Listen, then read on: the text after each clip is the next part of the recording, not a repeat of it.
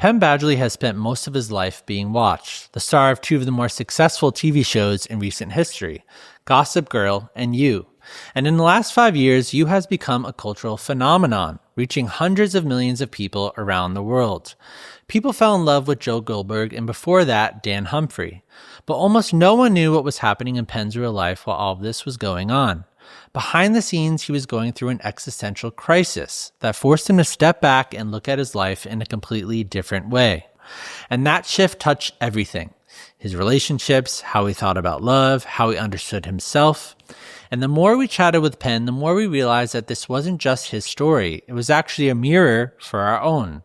The questions driving his crisis are the ones that define all of our lives. And honestly, that's exactly why Mighty Pursuit exists, to make sense of the whole person, mind, body, and spirit. Across the next 2 hours, we walk through it all: relationships, body image, childhood wounds, Joe Goldberg, and the spiritual questions that have been forming underneath it all. What struck us most is Penn's depth, the honesty and emotional intelligence he brings to each part of the story. You'll quickly realize that this is one of his most in-depth conversations yet. So let's dive in. Here's Penn Badgley. So Penn, when I was reading your book, there was one scene that hit me like super hard out of the entire book. All right, great. You're 8 years old, sitting on the stairs, and you're hearing your parents fight, and something in you repeats what you heard. So can you take us into that moment? Yeah, well, it's quite a way to start. You said one scene, I was like, oh, surely it's the one where I'm feigning humping. That was memorable as well. Yeah. But memorable for a different reason, and that's, yeah. I'm glad you asked.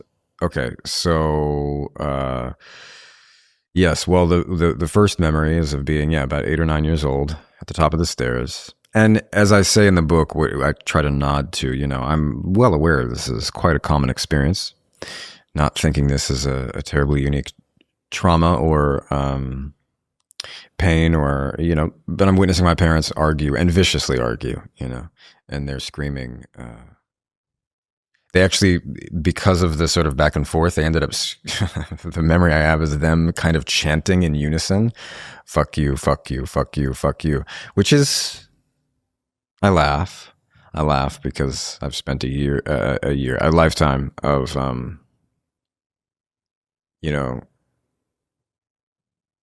if you don't laugh, as they say, you cry, because if you really internalize that and really spend time with it, it is quite sad. And it's so long ago at this point, I don't think it could make me cry. But that kind of argument was quite typical, or at least it had become the norm for a while. So our household, by the time I was 8 or 9 years old, was, for an only child especially, very isolated. We were in the Northwest of the United States, in kind of the sticks of Washington State, outside of Issaquah, living on a mountain. And it was just a really isolated period. I can recall, just like that whole vision, that moment, very vividly. And it is kind of comic, they're like chanting. They're chanting "fuck you," which is, it's like, now that I'm married, and now it's like, oof, man, you're far gone at that point. You're really, you're really both. It's, oh my God, my heart breaks for them too. Like they were not in a good place.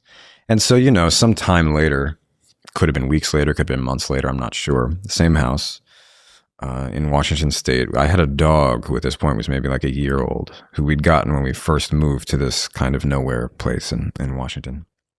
And, I loved this dog dearly. Very dearly. And I don't know what she did. She was, still puppy phase. Maybe she barked, yelped. And I mean, it's rough, saying it.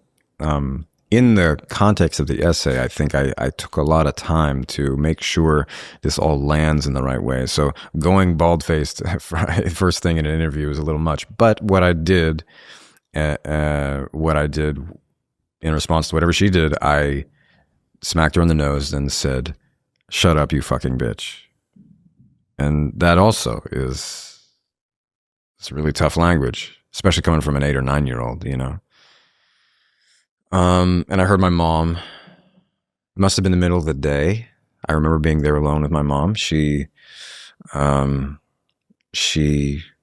called out, "Penn, don't speak to her that way," And my reflection in the book is, I could have only spoken to a creature I loved that way because I'd heard it before, you know. Yeah. Yeah, I mean, that was a line that really struck me so much. You wrote, these feelings had not felt like my own, these had not felt like my own feelings or actions. And it just made me kind of reflect on the idea of how much of our own behavior is kind of assimilated through narratives we've heard, observing other people. And it's like this idea of like not consciously choosing to do certain things. And it made me like really reflective for myself. I'm glad that's the point. That's the point. I mean, I'm not, you know, a verbally or physically abusive person, which is why I can be vulnerable about that and recognize that at 8 or 9 years old, I was, you know, in isolation, was turning to sadness, was turning to anger already. I don't know if you're aware, but men have this thing where some of them, a lot of us struggle with anger and we struggle with it generationally. So, you know, I was inheriting my father's rage already. And it's always stuck out as a moment to me. I wasn't conscious of it then. I wasn't at 8 or 9 years old, like, and now I'm inheriting my father's rage. But it's a memory that of that time has always been there on easy recall, you know, because I think once I started coming into maturity and consciousness, I don't know when that would be or when I could realize this, but yeah, for a while, that's like, I could see that in myself. It was not mine to start, but then of course, at some point it becomes yours and then you've got to grapple with it. Yeah. No, the anger thing is very true. I mean, I've struggled with anger issues as well. And so it's like a kind of like a switch in some regards. And I think it's interesting when you think about memories in general, right? We have 365 days in a year, all these moments that happen throughout the day. And the fact that you remembered that one moment on the stairs like 30 years ago. Oh, yeah. Is quite profound in terms of how that would impact you, the fact that you would still remember that because of all the forgotten material that we have so much day. Yeah, and I mean, I think I wonder how we forget things that are positive. I wonder how, you know, something I grappled with in writing this book was like, how much of my youth was I actually isolated? How much was I actually kind of alone and sad? Or how much have I possibly recast it that way? I don't think it's certainly not a fiction, you know. When I say recast, I just mean in memory have certain things become emphasized. What of the variety of experience have I forgotten? I was trying to remember things that felt a bit lighter and more fun to tell. And, you know, even if it was like an embarrassing story, which is the sort we try to explore on our podcast as well, like, I couldn't find ones that had a lot of fun to them. I was like, damn, whether I've remembered it this way or this is the way that it was, like, not a lot of fun I can recall in my childhood. And then by the time I was 12, I was acting. I was working professionally, which is actually very much its own kind of fun, but it is professional. And, you know, you're working like a 12-hour day. So there's stakes, which changes the kind of fun that it is anyway, you know. You wrote that your home was a place that greatly magnified your sensitivities and that those sensitivities then end up you living those out in the acting or expressed through the acting. So what were the sorts of things that were being developed? I mean, probably just the sensitivities we all have, but then we become numb to some degree. Like, let's see. Well, I really wanted, I really craved human interaction, and I don't think I got it that much. Again, I was an only child, and then through, you know, so many happens of circumstance, I stopped going to school early on. I finished my 3rd grade year, I believe, but my 4th grade year was really abbreviated and kind of all over the place. A lot of it was spent homeschooling. And from that point on, I would not finish many more school years. I finished 5th, I finished 6th, didn't finish 7th, and then that's actually it. Right? So like middle school dropout. Yeah. and that's a bit of the joke with our podcast. Like, we're exploring middle school, and my two co-hosts are former teachers or administrators, and I'm technically a dropout. And my mom likes to interject and say something about how I went to community college later, and I did do that. But I had just had a really I just had an uncommonly isolated time, and that is how I remember it. My mom can like co-sign. She's like, yeah, and when she read the book and I was asking her some questions to help corroborate timing, she was like, yeah, you did. And she would, she has her feelings about it. But this is really what propelled me into being a professional at such a young age. Because by 9 and 10 years old, I was working at a radio station part-time and doing community theater. So I was already familiar with, and I had an agent and a manager, in Seattle. I think this is maybe the thing to draw on here and connect dots that actually is not just in my own life. I don't know that anybody ends up becoming a professional child if they're not in some kind of circumstance like this. Yeah. You think of like any, the extreme is like Michael Jackson. I don't know. There's that's quite an extreme. There are a lot of in-betweens. But yeah, you don't end up becoming like successful as a child in something like the entertainment business without a set of circumstances that's really uncommon and bad, I think. Just objectively, let's call it unhealthy. Yeah. No, one of the reasons why we were interested in speaking is because, It's not because I'm famous? You came from you were saying professional child, but the more I watched your interviews, you have like an emotional intelligence about you. You've thought deeply through a lot of big picture Sometimes things it's in all life. you can do when you're alone. Tell you what.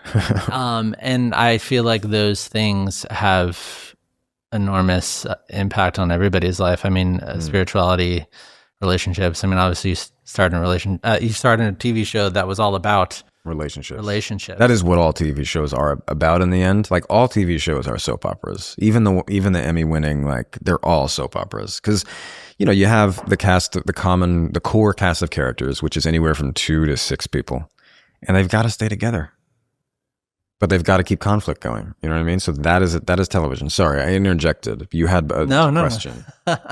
No, so I think that, you're saying the thing about, being a professional child. And I think that the arc is very interesting of like how you went from there to like where you are today and the things that you've thought through.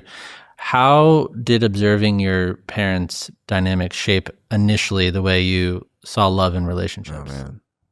That question is one that I'll probably be working with for the rest of my life. It's the question we're all answering.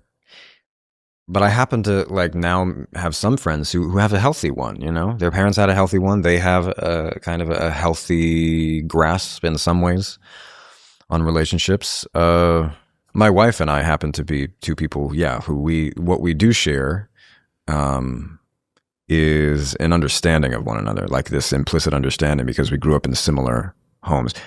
She was actually constantly surrounded by people, like constantly, comically so. She's one of 4, and just her parents were very social.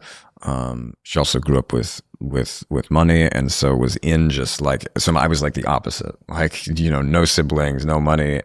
But what we share is that basically parents who came together and had no idea what it really meant to sustain a relationship. It's like you come together for the same reasons that we see on these shows, which is what? Sexual attraction. Let's call it what it is. Like, what is that? What is that meet cute? But like, we have chemistry for some time and we want to spend it together doing what one does with chemistry, which is, sex, right? What else are we talking about?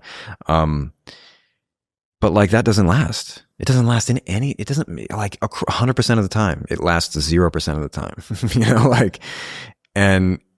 and yet that's what we think relationships are. My parents are no different. Her parents are no different. That to oversimplify, that is what it is. And I feel like we might be the first generation of people who are broadly learning, oh, you can't keep it going that way. I think there are plenty of people in our parents' generations who actually somehow made it work because they were either intelligent or lucky, understanding compatibility, what makes a thing tick. But by and large, I think that's why the divorce rate is so high. Like, we're the first generation to really grapple with this, because like, I guess we have time. we have more time than they did. We're not fighting wars in the same way. I don't know. I'm not really sure. But anyway, you were asking about how. Well, part of what makes me a thinker is that I think all that isolation and thinking and being confronted with such toxicity, I had to go big. If I just thought about myself, like, that's boring and sad. And so I would always go out, philosophically, socially, spiritually, eventually. That's kind of the way my brain works. In fact, my wife, again, where we are like complementary mirrors to each other, which at its best is great, at its worst is, tough. But we, I zoom out. I zoom way out. And at its best, it's like nice because it's not self-centered or oriented. But it can be detached and kind of esoteric. And she is in the granular and grounded. And is always wanting me to think smaller and simpler, So again, ideally we complement each other very well.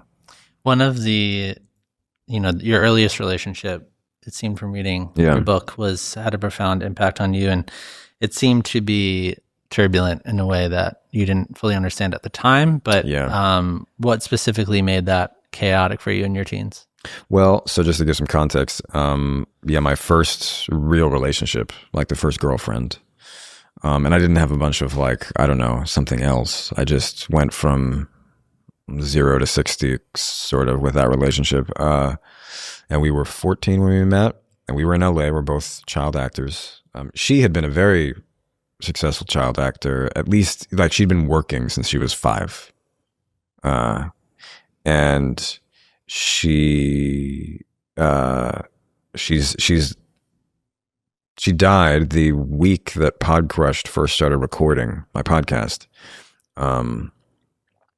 She died from the effects of alcohol abuse at 32 years old or 33 years old, which is, to die from the effects of alcohol at that age is, you gotta drink a lot, Yeah. And there's no negotiating around that.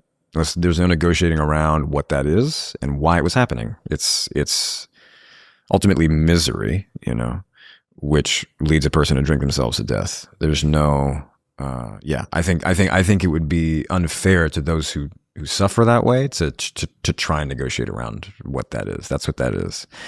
And so she was a person who suffered from, my God, still to this day, some of the worst abuse I've heard of in real life, from people I actually know.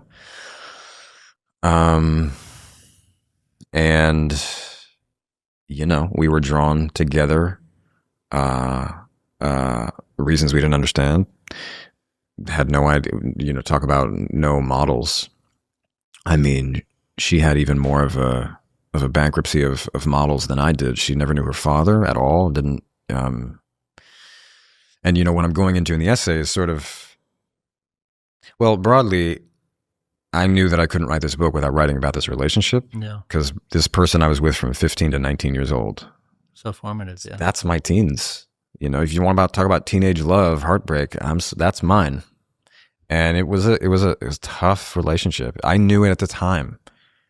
I thought, like, this is going to really leave an impact on me. Like, that this is my first relationship.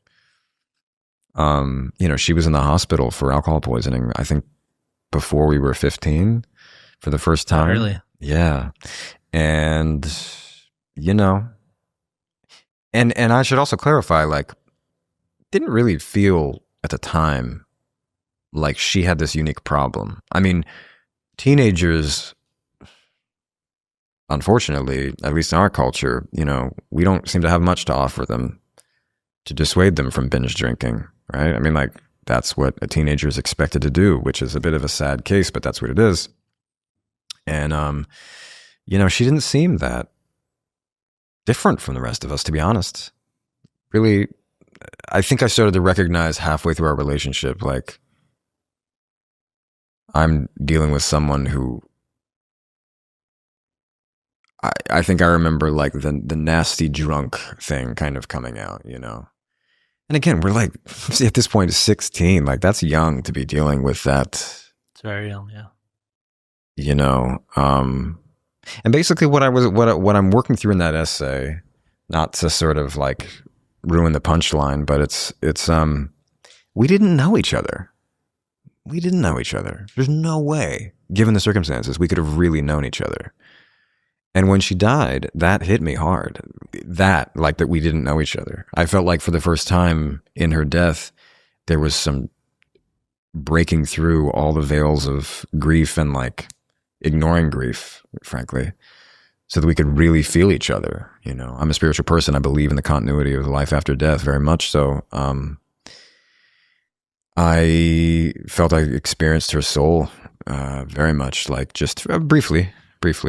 And I regarded it, not physical, right? But it was like this sort of visitation of her character. I could feel her character, and it was incredibly light and incredibly, man, it was not the person, it was not the person I had known in the body. And that's sad, you know, for both of us. I would love to know her perspective, honestly, on our relationship. I would love to hear that, you know, and I suppose when I die, I'll hear that. God, I would love to hear it, because she was in a different position from me. She was suffering more. I don't want to equate our suffering. She was suffering more. There's like obviously the character you just played, Joe Goldberg. I mean, there's such a infatuation with people. Did you have that in your in your first relationship? With people? Yeah. You mean just like, yeah. I just completely like enthralled. Totally, yeah. Again, that relationship, it's almost like I can't even remember that, because it became so fraught so quickly, and then we were just in this sort of toxic and burdened relationship for a long time, which again, as teenagers, like that sucks for everybody. But yeah, my relationships in my 20s, I was basically in 3 relationships in my 20s. The third one, I got married eventually, and all 3 of them started in a very similar way. It was just kind of this immediate, completely unintellectual, just, you know, feeling infatuated.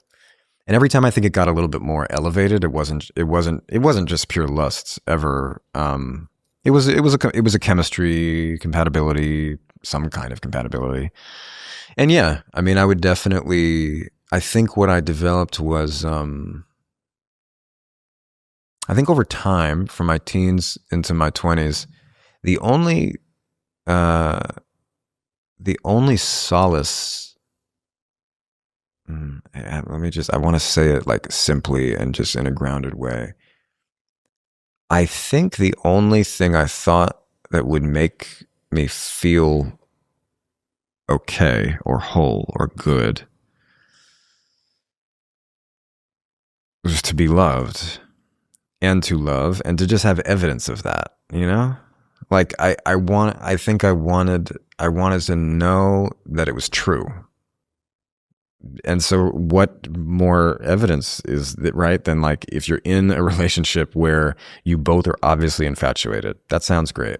That sounds like good exhibit A evidence. I want that, you know?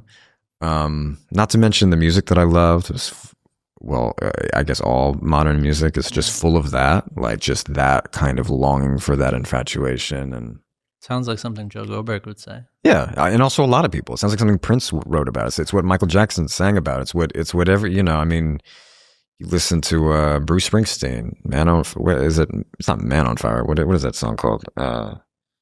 Is that "Man on Fire"? Is it called "Man on Fire"? I think it is. It's fire. I know there's fire in it. Yeah, that song's about that too. It also sounds like it's about heroin addiction, and they're the same. Love addiction or any chemical addiction, they're absolutely the same. We're chasing soothing, you know. We're chasing actually safety. I believe every addict ever is chasing something that's very wholesome, to be honest. So I mean, there's been so much that's been made about how an actor, you have to like tap into something that's actually true to you in some way. So did you feel that when you were playing Yeah, the character? the sort of lust for I mean, that's all I ever did. All I ever did was believe him the way that I knew how to, which is like I get that part, like following it to its end. I mean, that's insane. And but just wanting to feel whole. The difference between him and me, if I could just nail it down on one thing, is like the psychopath, is that? Well, yeah. Well, but I mean, like the one major difference, just on an emotionally relatable level, is like I started to realize early on, like, that's not the way to see it, and that's not the way to get it, and that probably doesn't exist. I still want it, but it's like, what's actually true about when two people, come to, because I think the main thing in like our modern storytelling of love, you think about it, it's usually from one person's perspective. Usually, it's very rare that it's like really from both perspectives. And even then, it's still probably giving more credence to like the male gaze or the female gaze. It's like it's written from a perspective, from a writer. And I really feel like consent has no place in love stories. And what I mean is, usually one or both people have become an object. When you lust after somebody, you're not allowing them to be a whole person with all kinds of things about them that are unattractive or just uninteresting or imperfect, So being infatuated, falling in love, like it's just this like, whoop, like I have no control here. I have no will. I have no, it's like, it's a complete and total construct, a total fantasy. It's a total dream state that does not last. If it has any basis in nature, it's just to get people together so that they procreate, right? Yeah. But like if you actually, but then if you want to rise above that and be in the like kind of the sustainable kind of human condition, you have to allow that person to be a whole other person. And love on those terms is completely different. You know what I mean? It's like we hardly tell stories of that I can think of at all. Mature married couple, 20 years in. Yeah, like, and even loving by action. Yeah, and we do have some of those stories, but they're dumbed down, they're simplified. They got to turn into a 90-page script or whatever, and fine. So maybe we shouldn't be looking to movies and shows and songs for our guidance in love and what we think about it. But actually, that's all we have in a way. That's all we have for young people. That's all they take. So but I think about that. Like it's funny because the way we talk about consent now is, thank God, right? But there's so much context that I think is missing in order for it to really land and be practiced. Like, we tend to, in our desire for another, render them as objects, And to allow someone to not be an object is a really different way of seeing things, I'm not sure if we actively, I agree. Yeah, we don't actively I don't know if we actively think we're doing that. We actually think we're loving. I completely agree with that. That's what I mean, by the way. And I don't mean this as a judgmental or cynical thing, like you are rendering, stop that. It's more like, what does it mean what would it mean to like pause, to enter into that state and that process and just like actually, I don't know, because even with my wife, like we didn't know better either. We had to learn this in our marriage. And I think kind of the only place you can feel this, because I'm saying it and maybe this resonates, maybe it doesn't, I don't know. But like, I think when you feel this, is the only place you can feel it really is in a relationship. Yeah.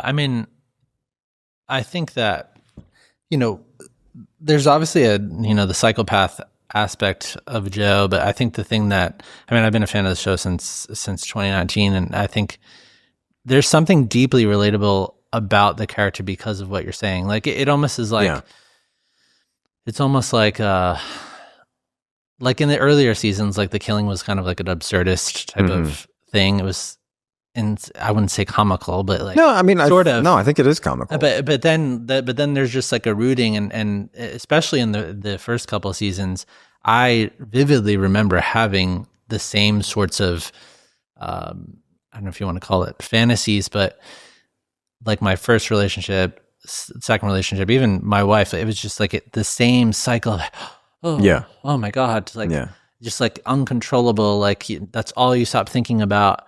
And like even the dialogue that would be developed in the show was so similar to the way that like it unfolds of like, oh, everything just feels so right. And I feel like that spoke to a generation because that is the way that we go about, like we feel that.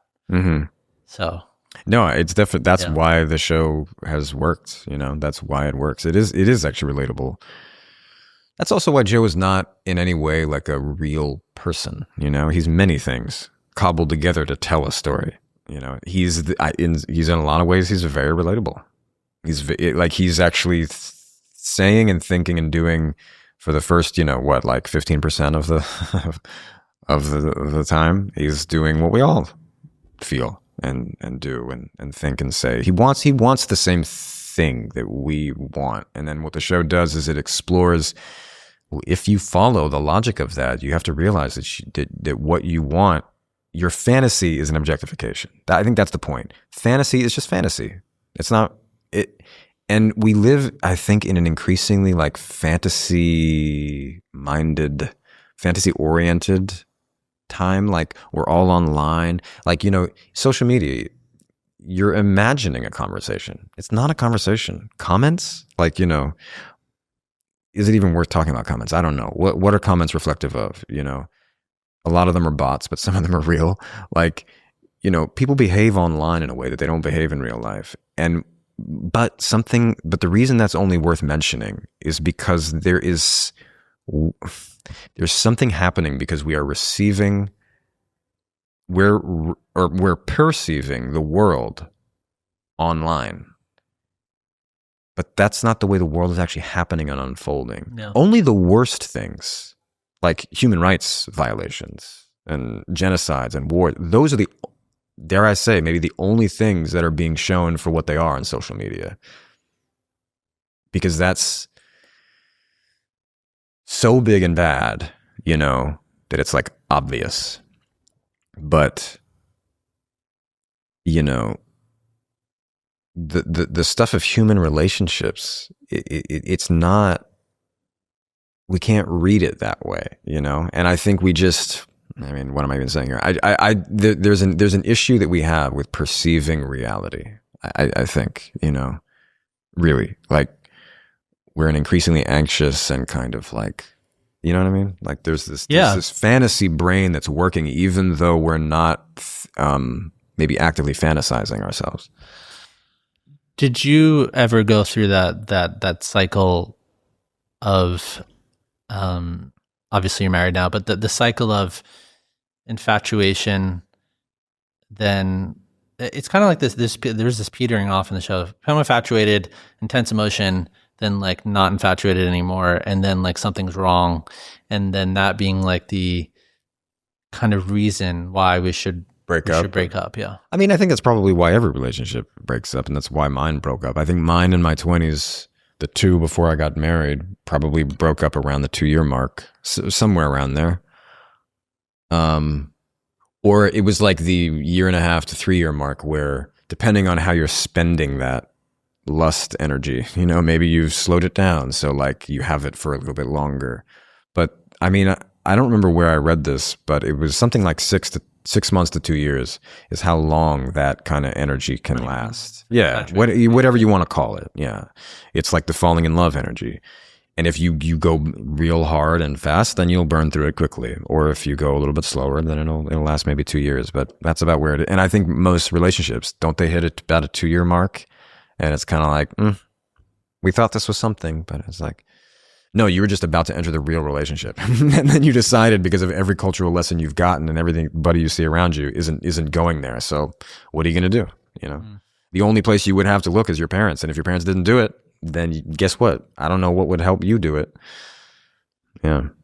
One of the lines that you wrote in the book that really struck me is that we tend to remember feelings about a certain time period rather than actually having memories about them. And I mean, I vividly remember the feelings of like my first relationship, but then I also remember the feeling of, I don't even really know why we broke up outside of I didn't have a feeling anymore. Did you go through that cycle? Like, can you recall the fact of like, I don't feel anything anymore. Maybe this is not I don't right. think, no. Well, I guess so. Yeah. I guess for me, maybe I don't recall in those relationships entering into a consistent state of I don't feel anything. I think, I mean, if we're, you know, I think what we're talking about in a way is like what the French call le petit amour, or, you know, it's like that post-orgasm Drop off where you're, I mean, all the feelings are spent. Just from a, you know, physiological standpoint, the feelings that you're accustomed to that you want, they're spent, right? And then what are you left with? Like, and so, okay, you know, early in the relationship, you recover from that quickly. But I think in a way that feeling just lasts longer and longer, you know, depending on any number of factors. And so I suppose what I probably got, it was like, there's always that first couple times where you start to feel less infatuated. And yeah, I mean, every relationship, there's eventually you're like, I don't feel quite as fully, you know, like addicted to this person's love and presence as I was maybe just 24 hours ago or a week ago. And I suppose the question is, how long or short then is the cycle between you feeling that way and then suddenly being kind of in love again and then falling out of it, you know? And if you, like, do you end up staying in the trough longer than you stay on the mountaintop? Like, how, you know, where are you in that cycle? For me, I recall the 2 breakups of my 20s before meeting my wife. They were both very mutual and like very emotional and kind of torrid. Like we was like, this isn't working, but we want to be together, but we can't, you know. But I think probably wise because what we were experiencing was those troughs, and not like together. We was like, I would feel nothing for a bit, she would feel nothing for a bit, and then it's like, you know, it's hard to clock, it's hard to recall, but I know that's what was happening. And then, you know, the other person is feeling you maybe feel less, and then they're insecure, and then vice versa. And that just starts messing things up. You're not aligned, and then you have an argument because of it. You don't understand any of this because you're 23, you know, and eventually one of those arguments breaks you up, right? Isn't that basically the way a relationship works? Yeah. Like, it's actually, I think in some ways it's not really that complicated. There's not that many things that can happen. It's like, the progression of the fantasy that you're talking about. Yeah, it's the fantasy becoming reality and us not understanding that at all. I mean, yeah. One of the things that I find to be unfortunate, which does relate to one of the main plots in the show, is like there's this thing in season 2 and season 3 where Love fully sees Joe. Mm-hmm. Fully sees him. Yeah. Like, and that was not the case in season 1 with Beck. Like she fully sees him, and then he like runs away from it. Yeah. And I remember watching it at the time being like, this is like really annoying. Like the fact that someone could fully accept you and you got everything you wanted and you were infatuated with the person, and then you get bored and you feel something's wrong and like, I need to go find my new fix. And I think that speaks to kind of sort of the fantasy that you're talking about. It's like when a relationship gets real and someone actually sees you for what you are fully, like accepting that version of you. Why do you feel like a lot of people tend to push that away? That's a very good question. You know what's amazing about that question? There are probably 300 professionals. If you just search it on YouTube, go do it. Like, who can answer that question? And you can get that you could get that question answered. I could get it answered. Whoever's watching this could get that question answered with a friggin' stroke of the keyboard. And it would have science behind it. It would have experience, apocryphal data behind. You know what I mean? Mm-hmm. Like, there's an answer to that question, and it's not helping us. That's interesting to me. Like, what is it that we're not learning in love? I think we just don't really know how love operates. So remind me of your question, and then I can try to answer it. The rejection of someone seeing you fully seeing you as you are. Yeah. Okay. Let's see. In my experience, the first times that I can recall being seen in that way we're describing,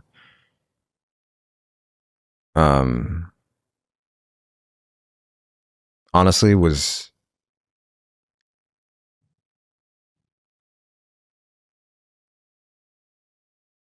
in therapy with my wife.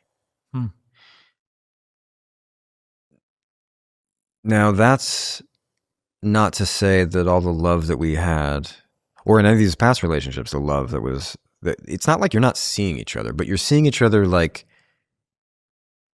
the love chemistry is doing all the hard work for you. It's doing all the editing, It's like, don't look at that. You don't need that right now. Don't look at that. You don't need that right now. See that. See her smile. See what she just did. See this part of her, The love chemistry is doing all the hard work. And then eventually it's like, sorry, bro, I can't do this. I got to tap out. You got to take over that role. And then we're left with, like, we literally have no idea how to do it. So my experience of doing it, of us doing the work ourselves as opposed to the infatuation doing it. Again, to not say that that's not real, it's just that it's easy. The first time I got there, on my own in a relationship was in therapy, in counseling, which we entered into constructively, I should say, not like crisis. And thank God we did, but it's amazing how I don't know why somebody would run from that. So my experience of it, like, when you're there, you're like, wow, this is what it takes to really feel seen and heard. It's like you have to be humbled by your own egregious shortcomings, admissions of your faults. You have to be humbled by life, I think, like. So for me, yeah, I don't know why people run from that. I don't think that I ever ran from that in a relationship. I wouldn't know, I guess, right? I don't think anybody would really be able to identify that. I've never been, as I understand it, as we call love avoidant. I've obviously struggled to embrace love and intimacy in different ways for like some core reasons, but like at the end of the day, I've been in 4 relationships, and, the first one was hard and long and way too young. And I'm the only one left standing, very tragically, in that, not for that reason, but like, it's evidence of how hard it was. It's evidence of how hard our lives happen to have been at that point, And the 4th one, I got married, and we're learning a whole lot that we never knew before, both of us. So but I think I always wanted to try and tough it out through the hard parts, I think. And I definitely am not aware, as of this day, of having been seen in that way and been like, can't have that. I want that, and I've ultimately tried to embrace that. That's why I'm married. So. What was it about the therapy? Like, what did she like see in you that you? That's hard to recall. I mean, specifically in that, like, I don't remember the first time I felt that, because I think what that might be a testament to is like I had felt it before, you know, we had it before, but I think like doing the work and doing it when you're like brought low as opposed to high on love drugs, you know. I mean, but technically speaking, when I laid eyes on my wife, I think I felt seen. We made eye contact, and we've basically been together since then. So like, you know, but how much of that is that? Like, we also are aware we've had chemistry with other people before, like great chemistry, not toxic, intoxicating chemistry. You know, we're not the only people that we've had intoxicating chemistry with. So we're both realistic about that. You know what I mean? But yeah, I felt seen when I laid eyes on her for the first time, and that was beautiful, you know. And actually, the other day, I saw her look the same way at our 5-year-old. You know, she hadn't seen him in probably like 8 hours, and he was really wanting her, and we were like, whatever, we were outside, and like, you know, the wind was blowing a bit, and I saw her light up and bend down to give him a kiss, and I'm across the street going to just like, you know, behind them. And I saw, I hadn't connected that dot until right now, but it's like the same look. And I thought when I saw that smile, very even keeled, because I'm not like, you know, just always a Google-eyed, you know. I mean, I suppose I wish I could be, but that's never been my nature, you know. Yeah. It's just not.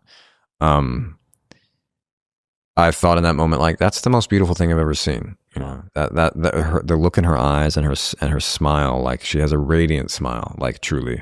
And that's kind of objectively, that's not, anybody who knows my wife, like she does have this quality where she can kind of like, she has this like light, and when it's turned on you, and especially when it's as pure as when she's looking at one of her sons, yeah, I just thought like, yeah, that's definitely the most beautiful thing I've ever seen.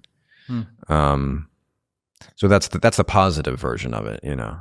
She's seeing him, you know, she's seeing him the way he should be seen. He should be seen lovingly and not critically, you know. That's what children need. Yeah, I mean, I mentioned earlier one of the reasons I was interested in speaking to you is the emotional intelligence, and it seemed like you really thought through. You didn't know how long-winded I was, though. You're like, no, I saw that. Like you're very thoughtful. A lot of people are uncomfortable with like pauses and like thinking through what they feel like they need to like just take up every single second of space. But that is part of the introspection that I'm noticing. Well, I mean, yeah. Well, I could be silent for. I mean, so one of the talents or faculties I developed on this show called You is being silent and just watching and listening. I already had that quality, like undoubtedly, but I mean, if, you know, I had a chance to really ramp it up. But I think, you know, I'm very comfortable, almost too comfortable in this kind of thing. Like I could do this for days and want to find something new, you know, in it. But then I think a lot of people in my position, they're cagey in press, and understandably, because it's a little bit of a jungle out there now, you know. But I understand why they feel the need to fill silence. I really do.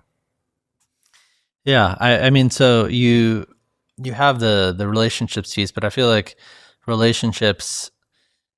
the way that we interact with people is somewhat of a reflection of the way that we see ourselves. There must be, yeah. Would you agree with that? Definitely, yeah. And so, and that is, we see ourselves that way because it's the way our parents saw us. I mean, that can only be, you know, your formative experiences as a child is, yeah. That's how you learn how to see yourself. So how did you see yourself? As you know, you're writing about adolescence, but then in your 20s, how were you initially seeing yourself? Well, let's see. The best way I can say is a lot of criticism. And the only reason that then would have translated through my parents is because, of course, that's, you know, bang, you know. I don't know. It's a miracle that there's like, you know, people who don't have that. I think it's less common than it is common. I think boomers are a very critical generation. Their parents most of them served in World War II, the world over. Like that's World War II impacted every family, like, and World War I, and everybody was like, what is humanity capable of? Oh my actual God,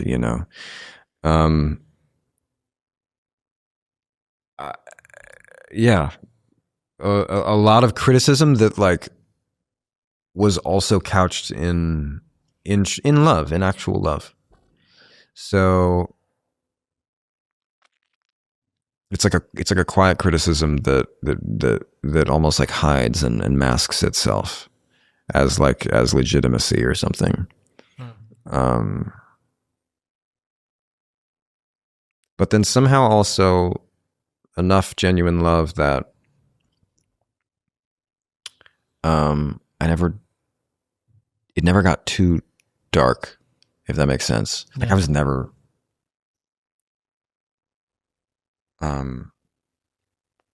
I don't mean to use the word in like a casual way or at all, but like I never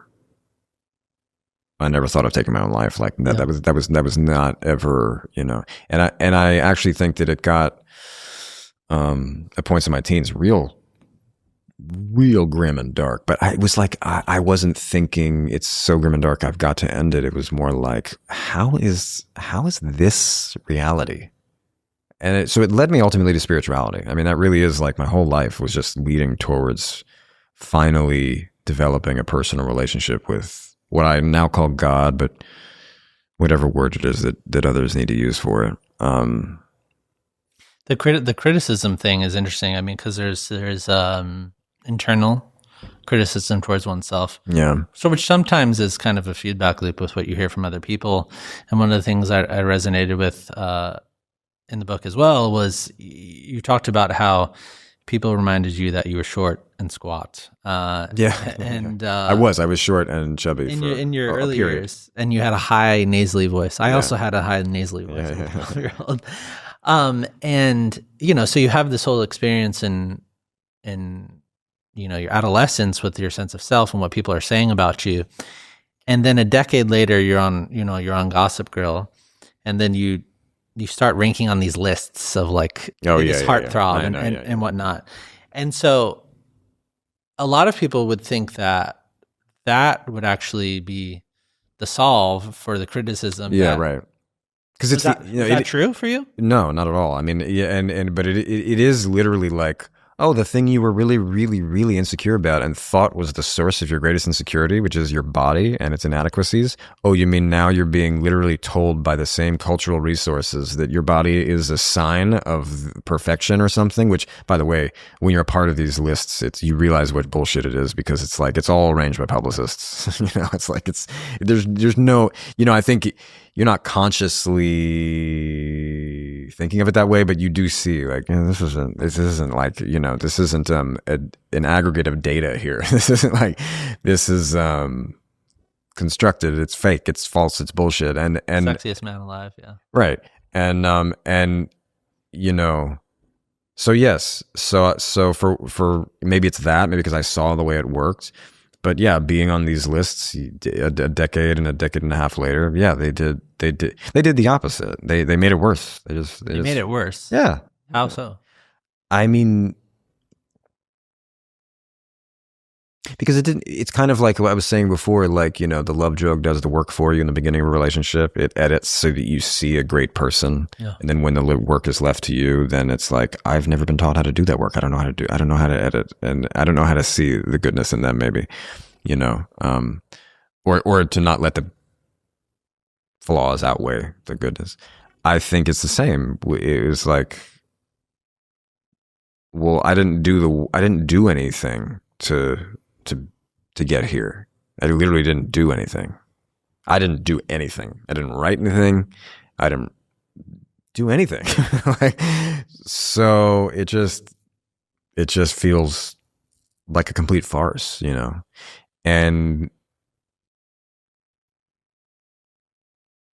I mean, look, my experience of it is that then somewhat unconsciously, you start to realize like, so maybe it's all a farce, and I'm now like a representative for the farce, and I'm holding it up. Oh, that's existential. And I don't even really know who it is that's like puppeteering me necessarily, but like, or maybe I do, but you know, that's, I think maybe the feeling it starts, it is existential. It is spiritual. It is like, yeah, you know, it's the question must arise then, like, well, what is the salve, the balm? What will be the thing that actually helps me feel okay? Yeah, I mean, for solving an internal sense of criticism, I mean, beauty is one of those things, right? Of being recognized for your beauty, and if that's not the solve, I mean, you have the criticism, and then you're ranking on the list, but also at the time we're starring on a huge TV show back then, and so did that at all help your sense of self, or no? I mean, because it also wasn't the type of show where I was being recognized for any performance, you know, or talent. Not that that's not the you know, it was very popular. Yeah, I mean, but that doesn't mean that. Why was it popular ultimately? I think, I mean, television is very much a writer's medium, so you know, it's more like everybody talked about the writing being good. Nobody talked about the acting being good. You know, that's not the kind of show that it is. Yeah, I mean, it had nothing to do with me, and that's not, I think, you know, that's not even a subjective. I'm not being falsely modest. Like, I mean, the success of Gossip Girl has nothing to do with me, and to be a part of something successful, but to know that like your participation in it isn't really integral, your contributions aren't really what it's about. I think that just leads one to feel frustrated and empty. But by the way, the thing that saved me all throughout from it being too bad I was never under any pretense that it was going to do that. Like, I knew, like, I'm not going to change this show. I'm not going to be the one to make it good or bad, you know? That was my outlook in the beginning. Yeah. Well, I mean, are you suggesting with that logic that, like, I mean, it's not a film, but you know, if you win an Academy Award or an Emmy Award for a role like that, would somewhat alter someone's sense of self in a positive way? That's actually a good point, because no, I think I've heard that it's like the morning after you get one of those things, it's like, it can be quite existential. So yeah, that's a great point. Even if it did have to do with my so-called talent, I suppose it wouldn't. I suppose it. Well, I think the sign of health might be that it could be something you could be proud of. You know what I mean? Like a person should be able to accept any accolade and be like, you know what? Thank you. I'm grateful. But I mean, Marlon Brando couldn't do it. You know, like, I mean, I'm not saying that he didn't do things with dignity and morality, because he did, but I think we all struggle with gratitude, don't we? Yeah, I can't remember if this was a friend or someone we got on this podcast, but it was talking about the idea of when someone gives you a compliment. It's like we want to be loved. Yeah. But when someone actually gives you a compliment, when you get awarded for something, it's like there's like a rejection of like a cringe. And my wife even pointed that out about me a couple of weeks ago. She was saying something very nice about me, and it's just okay, yeah, right. And so it's like this contradiction in ourself of wanting to be loved. Yeah. But then when someone actually is complimenting or loving you, it's like not real. I don't even know what that loop is, but no, but right there, that's, again, you could YouTube some therapist talking about this, and who could lay it out. I'm sure it's there, right? But it's like, it doesn't matter. You could hear, you're like, oh, that's why that happens. Anyway, you know, I mean, yeah, I have that too. Yeah, well, again, going back to like when I first started therapy with my wife, you know, and we've been through seasons of it. We don't do it regularly. I think it was also the first time where I felt maybe comfortable receiving a true compliment, you know. And I shouldn't even say comfortable. I think it's when I just appreciated its value and its purpose. It did something, which was to ground so that we could address something difficult, you know? And yeah, I don't know what the rest of that sentence is, but It seemed like so after Gossip Girl, your story really came to a head in your mid-20s. I guess you could call it like an existential yeah, definitely. crisis. So what were the narratives that you'd inherited about what was supposed to make you fulfilled, and how was that lining up with your experience at that time in your mid-20s? Yeah. So the last 3 seasons of Gossip Girl, every time we have what's called hiatus. So we have like a 2 to 3 month break, maybe, where you can do another project. For an actor who wants to have a career outside of that show, any show like it, it's critical. You got to make use of that time. So when you're on a show like that, you really are trying to work like year round all the time. And so I was doing that. I was in that cycle, and I was trying to break into, independent film or greater film, but just film. And I had begun to do that. I had by the time like halfway through Gossip Girl, I was I'm trying to recall. So there was Easy A, which was like, branching into a place where I can feel good about this work. I saw that movie. I remember seeing that movie. Yeah. Incredible cast. Woodchuck Todd. Yeah. Yeah. And then after that, I did Margin Call, another phenomenal cast, an Oscar nominated script, incredible director, writer director J.C. Shandor. And then the following hiatus I played Jeff Buckley, so that film wasn't received. It had very mixed reviews, which is fine, but it was like I had this opportunity to do something that meant so much to me, and so this was 2011. So also then socially, it's important to note, like a few years prior was the BP oil spill, then there was Arab Spring, and there was Occupy Wall Street, and there was social foment and ferment, the housing crisis of 2008. Like, yes, these were Obama years, but there was something on the horizon, a storm of some kind, and it always felt that way. I mean, I grew up during the Bush years, came of age post 9/11, right? So I think personally, I was starting to feel the kind of success. I was living in Brooklyn. I was madly in love at the time. 2011, when I got to play this role. So I was 24, and so I was full of confidence and excitement,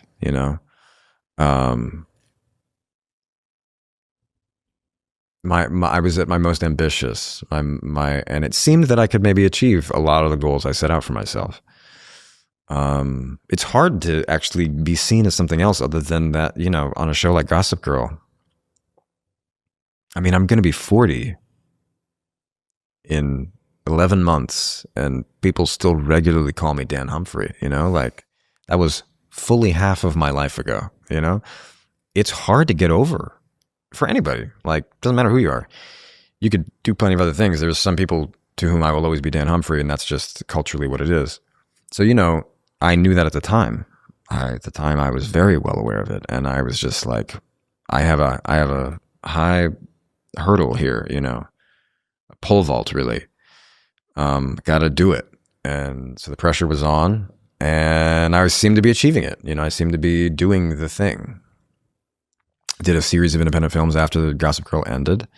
Again, phenomenal casts, great writer-directors. These films were frustrated, I suppose, in the editing process. They were hemmed in maybe by budget, whatever it is. They didn't do very well. And that's not the story, but it was like, the ascent was stuttering. At the same time, the relationship in which I had been madly in love, that was falling apart for reasons that were hard to identify for both of us. Again, we wanted to be together. We loved each other, but that didn't seem to stop this process from happening. And lo and behold, I find myself, I'm trying to, by 2012, ending that relationship, in the process of needing to move out of that apartment, which is a terrible feeling. Like having to get yourself out of this place where it's like all it does is remind you. It's just, and I had been also very socially minded and excited about, I wouldn't say politics, but I don't know what I would have called it then. I wouldn't have fully called it like social justice. Yeah, I suppose that. Yeah, I think I was excited to be a part of the world. I wanted to contribute in some manner.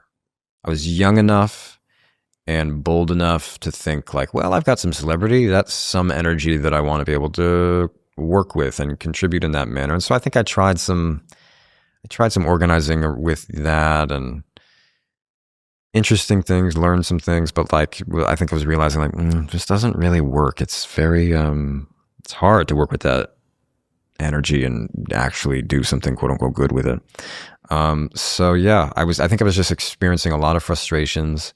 I was pretty estranged from my parents at this point because of some things that in time I'll be happy to talk about, but I think just for their sakes, I won't for now. And it really is for them. Like, I don't even know that it'd be appropriate after their death, but like, you know, things that are very relevant to who I am and early childhood experiences and stuff that really gets at the core. So when that relationship ended, when all these films were frustrated, when I think I just was starting to feel a very familiar isolation and aloneness. You know, didn't really feel like I had anybody. I'd stopped drinking more or less. I wasn't totally sober, but I had stopped mostly. Didn't want to go out and party at all. And I don't even mean the extreme part. I just mean I didn't want to go out to a bar. I didn't want to engage in flirtation. I was exhausted by the norms of our culture. They felt coarse. They felt aggressive. They felt insensitive. They felt inhumane. They just felt like completely immature and pointless. And I didn't think I was wrong. I was like, I'm not just being like cynical here. Like I want something more. You know, I really want something more. Like I want to. Kind of what we were saying earlier, like I want to be known and know someone, but not just one. I want to like, it can't just be sexual, can it? Like it can't all be about sex. For Christ's sake, it cannot just all be about sex. Like let it be about something else, please, for the love of God, for literally the love of actual God, please. You know, and I started drinking ayahuasca in South America. I was developing a relationship with these shaman, like kind of almost was apprenticing nearly. I was really, really engaged with the pursuit of what I probably was increasingly comfortable calling spirituality, not God, but certainly not religion. And let's see, that started to also become frustrated after maybe about 2 years of serious pursuit, because I think any regular ingestion of such a destabilizing psychedelic compound. How much psychedelics did you do? Was it like regularly? It was a lot, yeah, for about 3 years. I mean, it wasn't like all the time. It was like focused sessions, experiences. Yeah. And I took it very seriously. You know, I mean, again, mostly sober, almost entirely sober. I would fast. Prayer and meditation were becoming regular tools. Like, and along the way, I met a Baha'i. A member of the Baha'i faith, person who was about my age. He, not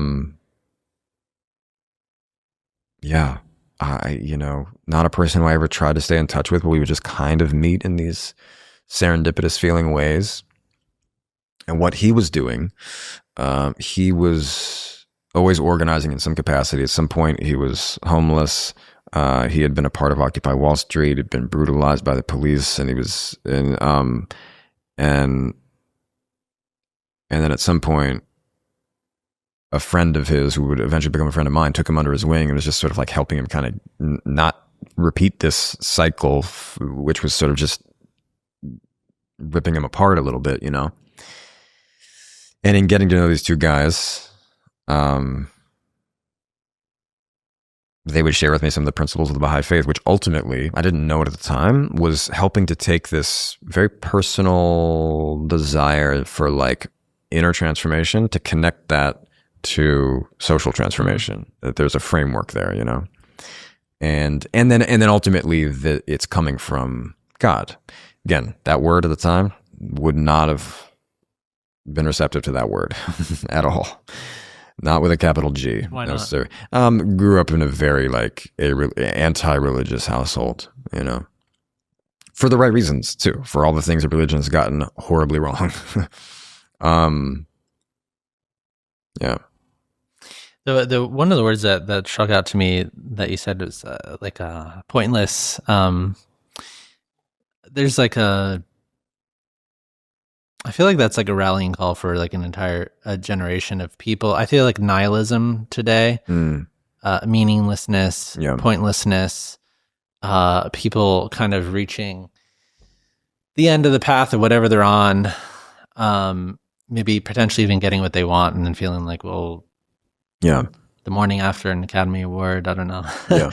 And that feels intensely relatable. I think, you know, I feel I'm 36, so, you know, millennials are already kind of going through that meaninglessness, nihilism. But I feel like even more so now for younger generations are wrestling with those same questions.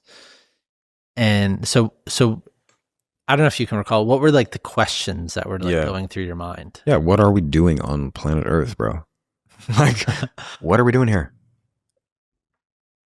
Let's reach an answer. By the way, like, still fully open to, you know, okay, prove it's meaningless. Great. But we got to prove it. And then let's follow that, because we can't create meaning. Creating meaning out of nothingness, I think, that's misery. You know, that's not reality.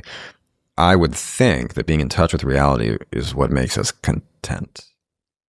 You know, that makes sense. That you know, if you really explore that logically, rigorously, with a consistent logic, being in touch with reality should be an important part of life and to serve a purpose. It should create happiness, and well, it can also in some cases create destabilization and sadness, because there are harsh realities, right? But I do think like it should be important to be in touch with truth, you know?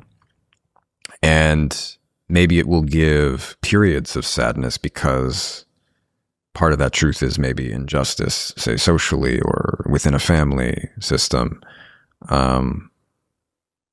But to grapple with truth and reality is ultimately what the term weirdly comes to mind, like sets us free, you know, sets you free, like whatever that means. So yeah, I was asking the questions like, what is the purpose of life? Because maybe I'd achieved the goals I'd set. I'd achieved enough of the goals that I'd set for myself that it's like, so I guess the purpose I set for myself is not doing it. It's not really changing my experience of myself or the world. So then, you know, what other goals can I set for myself? What other purpose might there be? And, you know, as a 20-something living in Williamsburg, Brooklyn, just to be honest, if I looked to my peers, it's like the purpose of life seems to be to get drunk and try to fuck one of your friends in 2012. Like, forgive me, that's what the purpose of life seemed to be. Like, that's what everybody was doing. It's just like, are there no boundaries for anybody here? Like, Still the purpose of life for many people. right? Yeah. Look at Gossip Girl. Like, look at, you know, it's like everybody's just, you know, it's like, think larger, people. Stop fucking your friends. Try to fuck somebody else. You know, so it just felt so small and kind of pitiful, you know? It was like, why? Especially when you look out into the world and you look at different cultures too. Like, you know, Western culture really, really has done this incredible trick of convincing itself that it's the only one. And even plenty of liberals who like give a lot of lip service to, you know, inclusivity and diversity. I think it's like we're still very Western. We're still very much seeing the world through our lens. And I think the Western worldview, the best the Western worldview has to offer is like the knowledge base of science. Science has done a whole lot, but it is a purely scientific belief.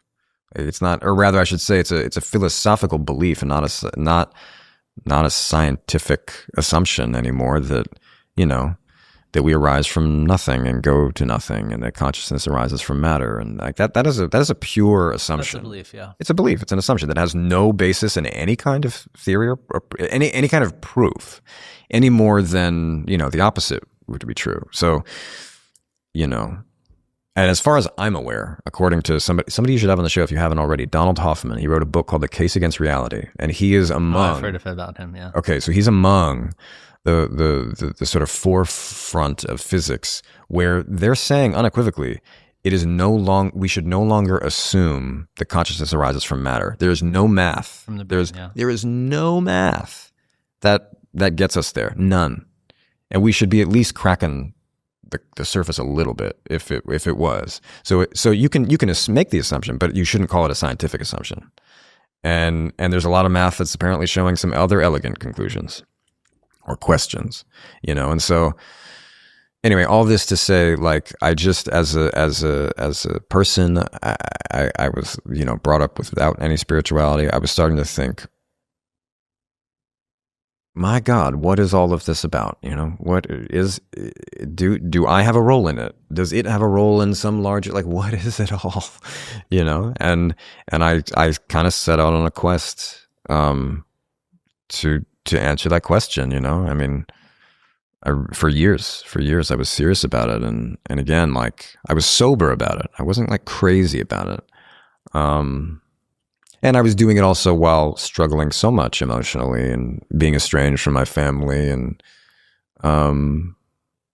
feeling depths of loneliness. So, I was having the dark night of the soul. And along the way, I just kept meeting these Baha'is kind of here and there. And I was just like, okay, sure, whatever, not interested in that.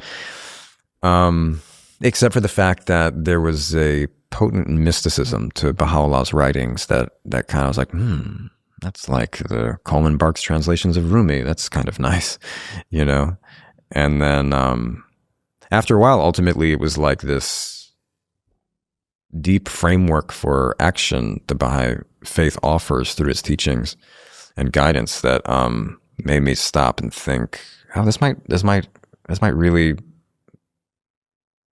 be something that I need to pay more attention to. What did you discover about love, God, all of that stuff? I mean, it's a great question, impossible to answer well, because I also want to be able to answer it well,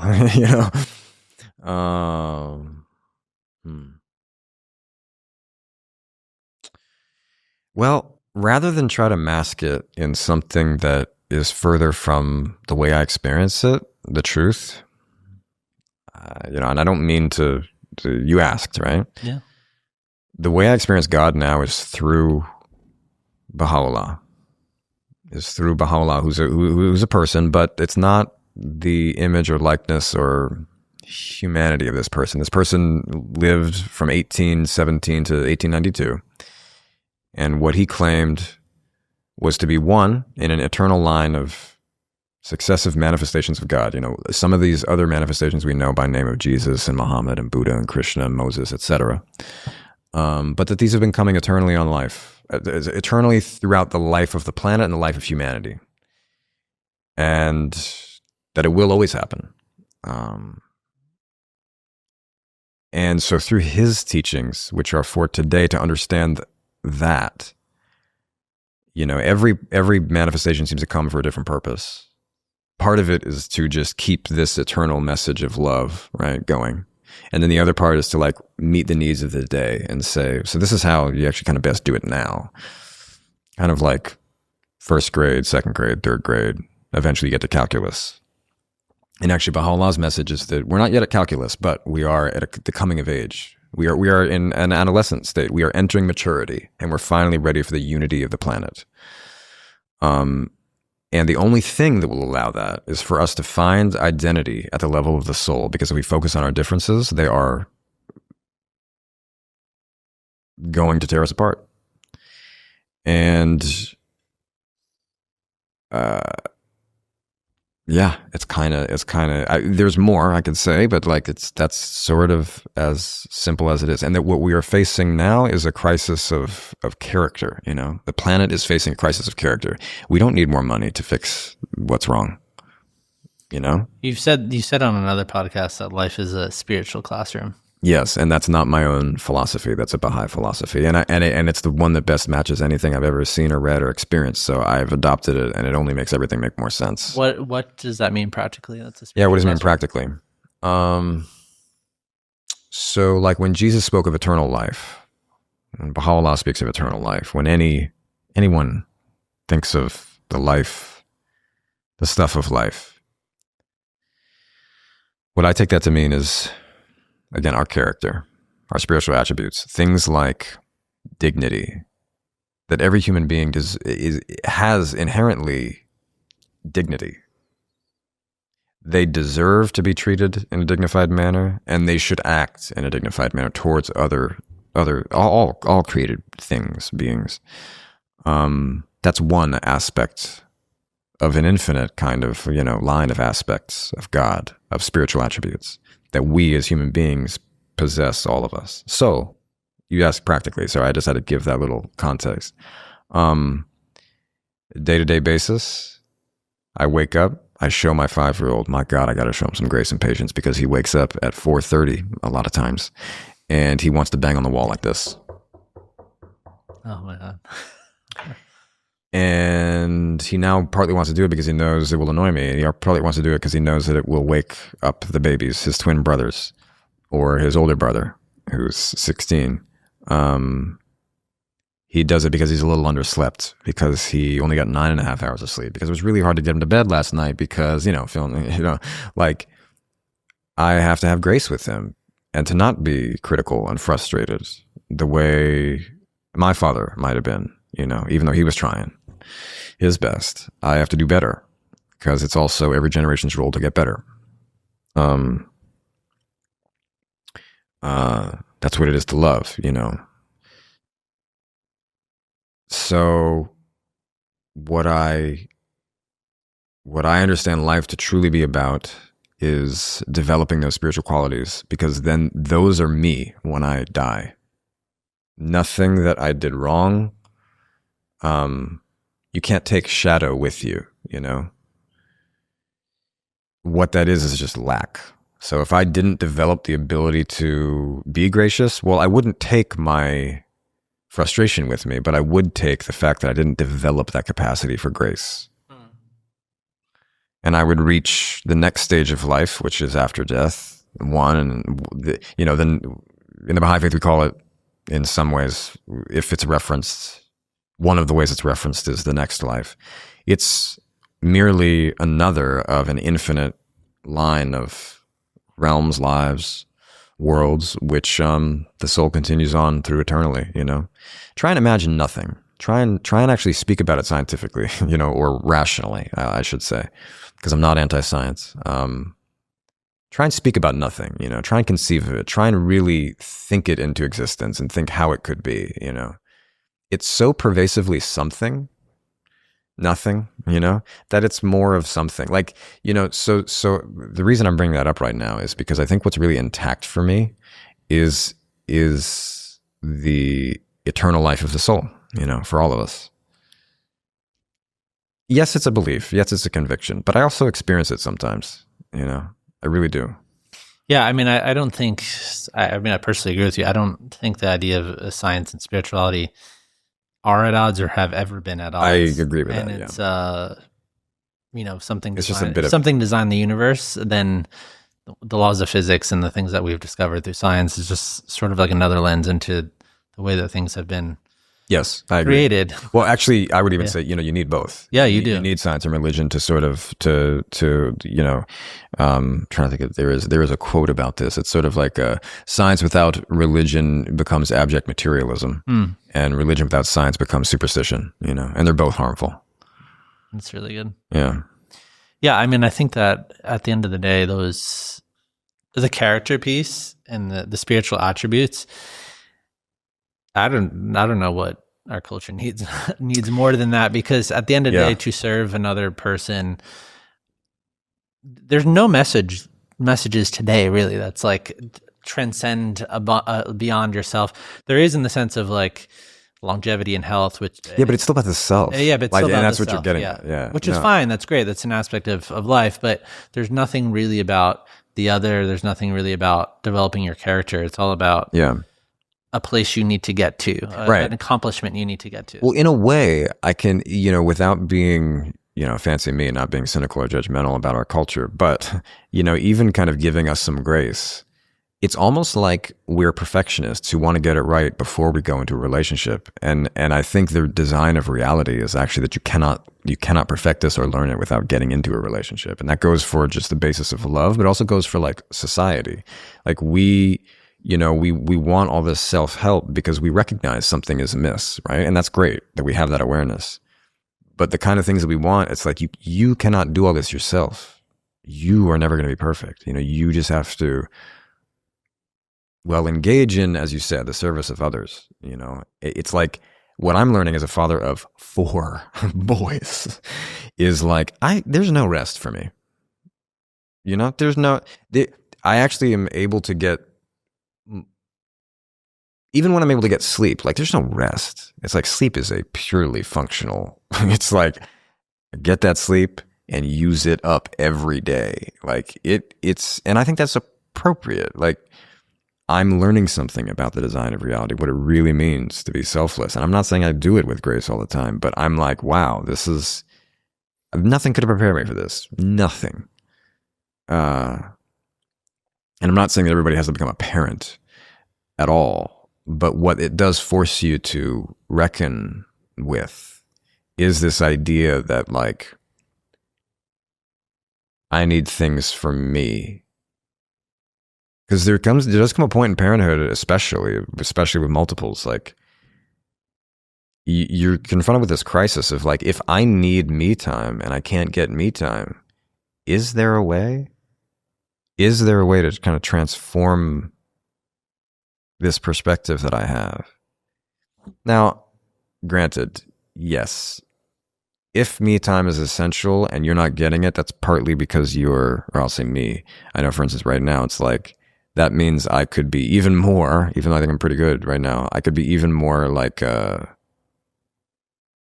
oriented towards time management and be like, nope, don't even get on that phone for that second. You need to go pray, or you need to go meditate, or you need to go hug. Far the other way, yeah. Yeah, right. It's like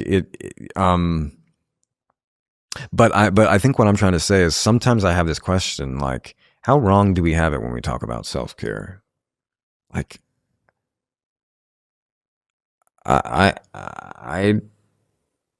don't know. I don't know. I mean, if I look at my body of teachings, the framework that I've chosen to identify with, and there is okay. Baha'u'llah equates the knowledge of God with knowledge of your own self, because you cannot really know God. That's why plenty of people have a very reasonable atheistic kind of stance, right? And I get that. So real knowledge of yourself is kind of like, well, who am I? What is left of me if you take away maybe some of these more superficial things, and it's your character. And so, the way you know yourself is not going to be through, I think, like, a lot of these sort of self-care kind of faculties. Like, it's tough because I know that some people, particularly, I'm thinking of mothers, like mothers need time to recover because there's just no one who's going through it like a mother, I think. But we had a psychologist on here a couple months ago, and she said something that really stuck with me. It was a specific phrase, which was, 2 things can be true at the same time. Yeah, great. And so I'm not wrong. Cool. No, not at all. So I think that there's like, it's like a both and. Yes, totally. But totally. we forget the and, and we forget. Yeah, we toggle between extremes in a way. And I think that one of the lines that struck me in your book, which really ties into what we're talking about earlier with relationships and love is you said that love requires attentive cultivation. Yeah, I said that I guess I said that in my last essay, yeah. And so I feel like that's a radically different picture of love than I'm so infatuated. Like, you're just like filling me up right now because I'm like, you're like a drug and it's like heroin. And yeah, to be attentive cultivation is like it's like a fire. Well, you know what it makes me think of? It makes me think of like, you go to the Brooklyn Botanical Gardens. It's gorgeous. Being in love, falling in love is like walking through the Brooklyn Botanical Gardens. You've gotten a free ticket. You walk in, like, wow, this is beautiful. I think being in a relationship is more like being a gardener at the botanical gardens. It's like, how this all works. And you got to do some work, but that should be joyful because you're making it beautiful and you're doing valuable work. So that's the way we should look at when we talk about work and relationships. It's like, it's not like, it shouldn't be drudgery. It should be like valuable, meaningful work because anything good takes work. So I feel like there's been this ping pong where at first it was really popular to say, a relationship takes work. And then we've heard it so much and people are like, you know what? I don't like that. I don't think it should be too much work. And they're right too, both and. But I think it's like, if you think of work that you love, work doesn't have the same connotations, And I like that metaphor for the time being. You go from being like a passive, person visiting like a garden exhibit to becoming a master gardener. You really have to understand things about the soil, just the diversity of the plants that affect one another. I mean, that's, the ecosystem of one person's interior and another is like that. It's like the interaction of ecosystems, and they have to find balance. They have to find, and when they do, there's this really lovely new kind of perfection, theoretically. Yeah, I mean, I think that when you are with somebody for a really long period of time, there's evolutions of a relationship that require that sort of cultivation, which is why that line struck me so much. Like the people that you might be at 25, things change maybe at your 40, 55 years old. And it's no wonder that a lot of people, younger people, think that something is wrong if they don't feel a feeling anymore. It's almost like to serve another person when you're in that state of like a high is you're doing it like for yourself. But the attentive cultivation piece that you're talking about is sometimes it has like no benefit to you. It's true. It might be really annoying to you actually. Yeah. It might be like, I really don't feel like doing this right now, but I'm doing it anyway.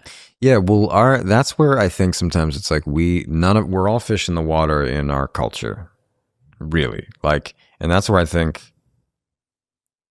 I'm a fish in the water, like not really sure about how to identify, but I know we have a level of individualism that to some other cultures is like absolutely fucking mental. They're like couldn't conceive of seeing the world the way we do, which is like frenetic and fast paced and so self-centered. And I don't even mean it from a critical. I'm saying it like with grace to everybody, every one of us. Like our culture is just so self-centered. It's all about me. There's like, it's all, and just from an objective standpoint, that must be true because the advertising industry runs our consciousness. Like it's a $1 trillion industry whose job it is to get into our consciousness. And they have been able to do it successfully because you look in this city, they own every wall, every fucking bit of air is owned by an advertising company. You know what I mean? And they have the most money to put ads there. No one else has the money to put ads up except for companies that want to sell you things. And so I'm not even being like sounding like a radical leftist or anti-capitalist or whatever. It's just true. Like the television industry has never existed without the advertising industry funding it, So it's like done. Case closed, guys. We are consumers. That is what we have been programmed to do from birth, from the moment you see a screen. So like, that has to be taken into account. There has to be a reason. Like we can't just think, oh, but that's, part of, no, that's like the kind of the operating system. Yeah. And we'll be right back while you enjoy this. I don't know. Are you? I mean, look, when I had to start reading ads for my podcast, it was an existential crisis for me. I'm not kidding. Really? Oh yeah. Because as an actor, you know what's happening around you, but you at least that's the commercials. I don't do that shit. Like, no. I'm gonna try and make this meaningful as much as I can. But then having a podcast, the first time I had to read ads, I'm not kidding you. I had an ad for insert. I can't say the name. I don't think. It took me an hour to record this ad. An hour? Yes. And this was when I was shooting in London. I had just finished directing my episode of the 4th season. So I had zero time. I was editing when I got home from filming. I was podcasting either in the morning or at night. No, editing the episode I just directed while I was shooting the episode that I was currently in. I mean, I had negative time. I was like, it was crazy how busy I was. And I still took an hour on a Sunday afternoon to record this ad because it required personal experience. And it was about something that I was like, I have to find a way to make this true. I can't fucking sell something to people right now, you know? Because I feel this so, you know, it's a we are in a crisis. We are Western Americans, at least. We are in a crisis where our consciousness is most of the time consumed by actual advertiser mechanisms. They spend more money than any system could because they have it to understand, you know, baseline human psychology and just pull that lever there, get the 4-year-old boys there, get the 6-year-old girls there, get the 8-year-old boys there, get the 16-year-olds there, get the 7, you know what I mean? That's literally what they're doing. They're just pulling the levers. We think we live in a politically divided time. I think that's almost both can be true, right? Like, it's just as important that we see outside of the matrix of what the project of advertising has done in the Industrial Revolution in the last 150 years. You know, this idea of like being at war with an idea. You know, you go on this whole spiritual journey, and Gossip Girl was before the spiritual journey. You was after the spiritual journey already commenced. Did I actually change? And no, but like you can see that I actually at least lost weight. You can see the first season of You. I was like, I had been fasting, and I was a bit of a different body. I think that from the research that we did prior to having this interview, it seemed like you were, now that you're on the other side, you seemed at like war with the character itself in some ways. With Joe, yes, of playing the character, and then it was the first professional decision I made after becoming a Baha'i. It's true. Yeah. And then, you know, I told my wife this like literally 5 times watching season 5, like the intensity of your character was like off the charts. Like season 1. Really? Yes. I really felt like so. the rage that like you were like working up into. Too easy to, I'd see this funny. I'm like, that's not even, yeah, I guess so. Yeah. Because when you watch the earlier seasons, like there seemed to be like a moral ambiguity of going back and forth of cognizance about action. And then it felt like watching season 5 was like full psycho. Like, oh, really? It's like stabbing like pillows. Oh, I'm glad you feel that way. And so, I mean, after being on a spiritual journey, what is it like to like be in those sorts of like headspaces? Well, I mean, boiling it down just to the bit of performance, you know, it's actually look, I should be grateful, and I often am. I need to be more, but like, I'm actually really grateful that I get to do what I get to do, even when I don't love necessarily, if it's like, it's depending on the role, like, but what I get to do between action and cut is nothing if not spiritual. Like, you know, you're kind of creating this alternate reality, and you know exactly what's going to happen, but you're trying to find spontaneity within it. And that's like, it's a really, really lovely thing. And so I think between action and cut is never the issue. It's everything else. It's the apparatus, you know, of television and what it's doing to us. That's what I'm at war with within myself, because it's what I do for a living, you know? Was the narrative arc of the show important to you, like that? Of course, yeah. That it would be told in a way that there would be justice in the whole story. Was that like a qualm for you of playing It the wasn't a character? qualm. It was like a mission from God. Like, I mean, literally, yeah, that was my entire self-given directive. Did you know that from season 1 or no? Yeah. Because when I took the role, I thought, like, this is a little horrific that this guy is just kind of allowed to be the star of a show, and that it works, and that, well,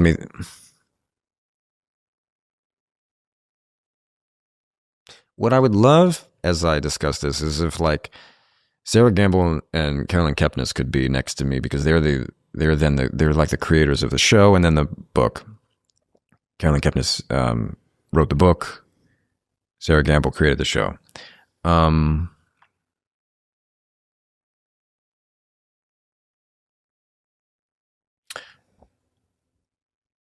If it was just about the art, quote unquote, just about between action and cut, I wouldn't have all these concerns, because it's not real.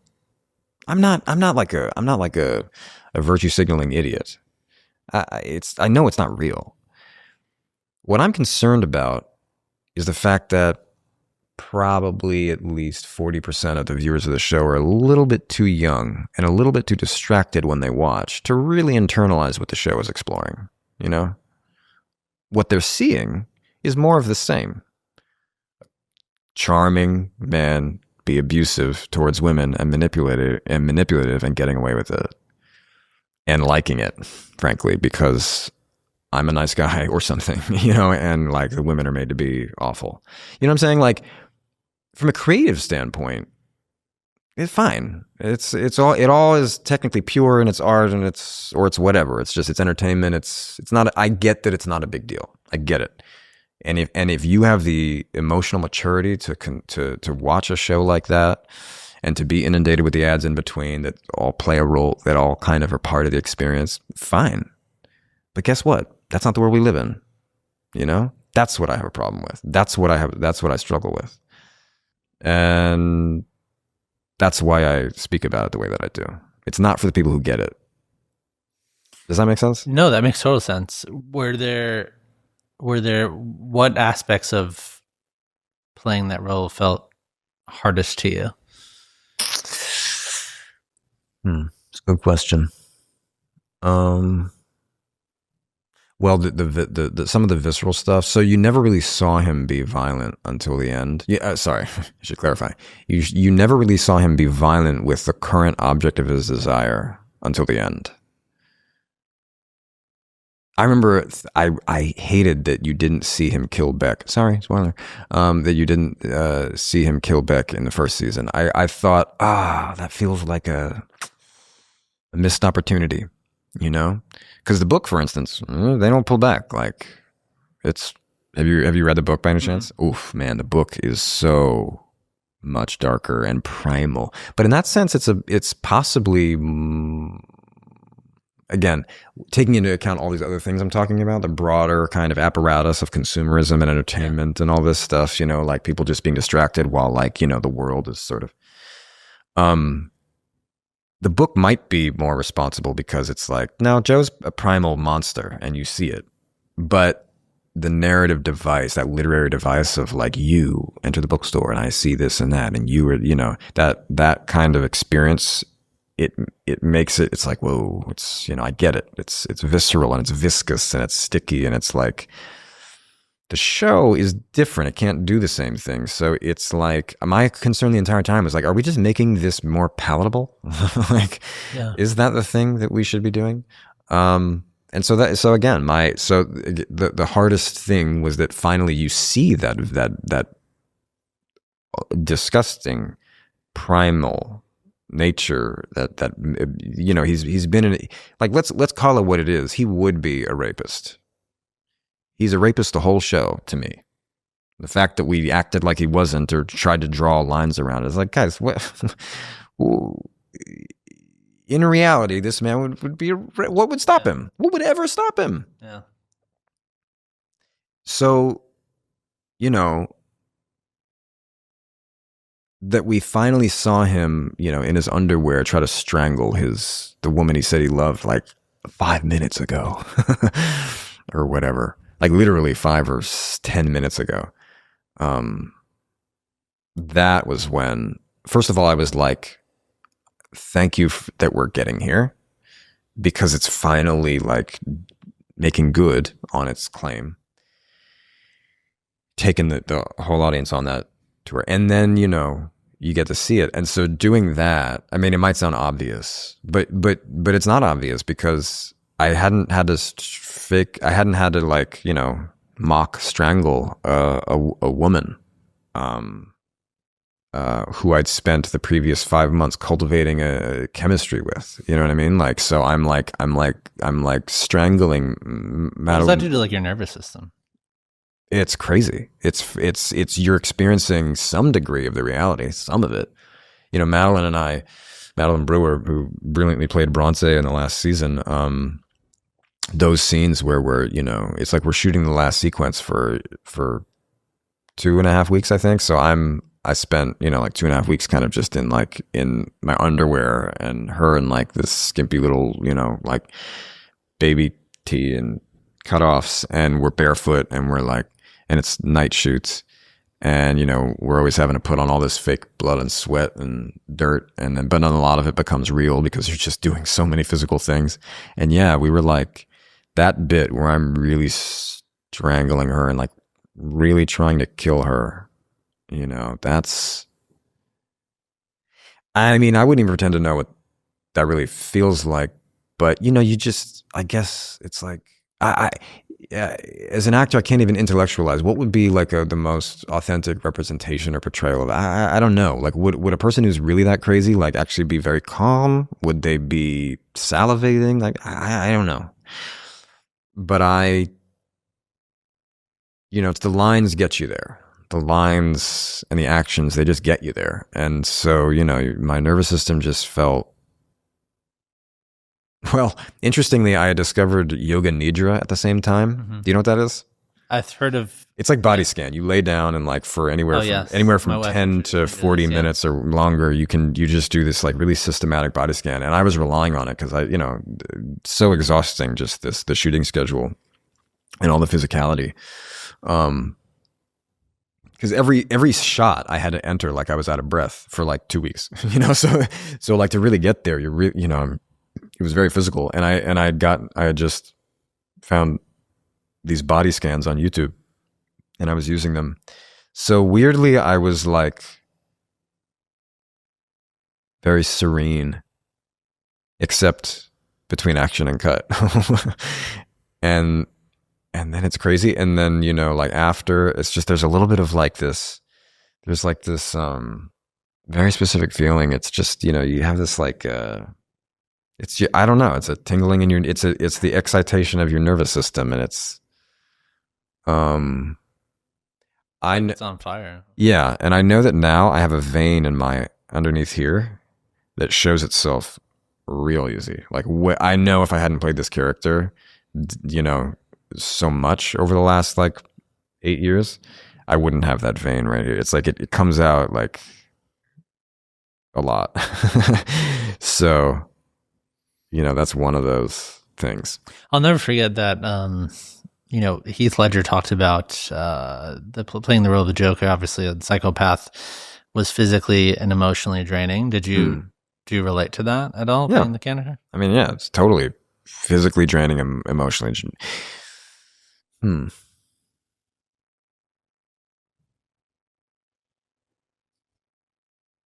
Yes, but I think what I developed, because I had to do it for so long, I developed ways to I developed tools, and it was pure spirituality, by the way, because those tools are not that complicated. Just prayer, meditation, like a lot of prayer.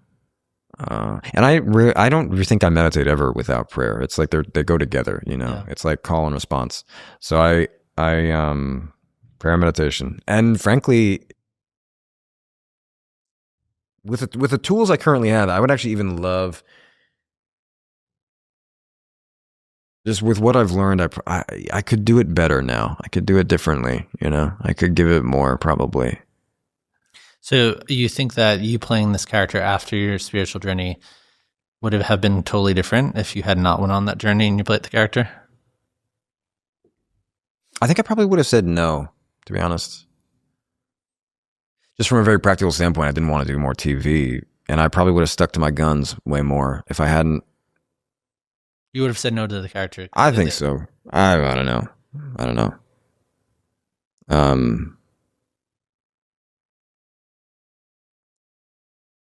Yeah, but so if I was playing it and I don't know. I have no idea how I would have, I look at my acting before, you know, the age of about 24, and I personally am, I don't think I'm embarrassed because it just is what it is, but I can see myself struggling with all kinds of insecurities and feelings of self-worth, and that to me, it's like it comes right through the screen. I'm like, I hope nobody else can see that.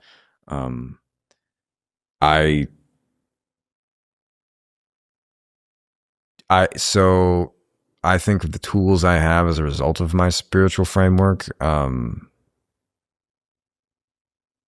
have helped me finally reach a place where I can finally start really acting at my capacity. You know, I really don't feel like I was tapping my potential at all before I got this role, and so I learned how to start tapping it with this role. And if I'm lucky, it's really unclear what I will do next. But if I'm lucky, you know, maybe I'll get another role that really allows me to keep tapping it. Because that's what I would like now. All this other stuff that we've been talking about, it's like philosophical, sociological, it's spiritual, whatever. At this point, I would also just love as an actor, just purely as an actor, to perform in something that I really like, you know, just to love it, just to really love the craft. Because even regardless of talent, I've been doing it long enough that anybody doing it as long as I have. I started when I was 12 professionally, right? I'm going to be 40. That's a long time. Anybody who's been doing it that long is a kind of master. Again, I'm not saying I am a master. I'm just saying technically proficient, you know? Add some talent to that. Okay, so then you're working with something, you know? And I would just love the opportunity to keep doing this, you know, and to do it with specificity, to find roles that are digging into something, you know? Yeah. Do you feel like those two things, I mean, there's been so much that's been made about how like an artist feels like they have to do certain roles because that's what they're offered versus, you know, even when you look at, you know, the box office, it's like the what? Something the something that's very artistic and might be up for reward or something like that. It's like 2 million at the box office, and then you have well, they don't even really do that anymore because if they don't think it'll make something, they just don't even, I mean, I don't even know that they would go to streaming. I don't even know they would get made. Yeah. You know, I mean, it's a tough time to get things made now. But sorry, what's the question? So is it important to you, like, to like commit to projects that are like meaningful? And yes, while also being practical. Yeah. I mean, look, like, this is what I do. I want to keep doing it at the same level, if not higher. So I'm going to try to do that. I also know that I'm already operating in a pretty exceptional kind of space. I don't know. I don't know really what opportunities will or won't come my way. I know that there's a very few people who get to work in that space where, you know, the Oscar winning, like, it's a very, very, very, very exceptional group of people who, I'm not even saying they're exceptional. I'm just saying it's exceptional. Like, there's not a lot of people who are allowed to do that. Am I going to get into more and more of a prestige space? I don't know. And I think I'm just detaching more and more from that as a goal. But I do want to keep working in the way that I have. I would love the opportunity to work, you know, there's nothing, here's one thing that I did, you know, learn to love. Like, my show is a big show. And although it's not anywhere near as expensive as some people might think, like some of these shows that are just, I mean, they try to keep our show small, and I think in the best ways it needed to be. But by the end, I was like the pilot or something of like this thing. And I enjoyed that, being like technically proficient and very comfortable in this like high level piece, you know?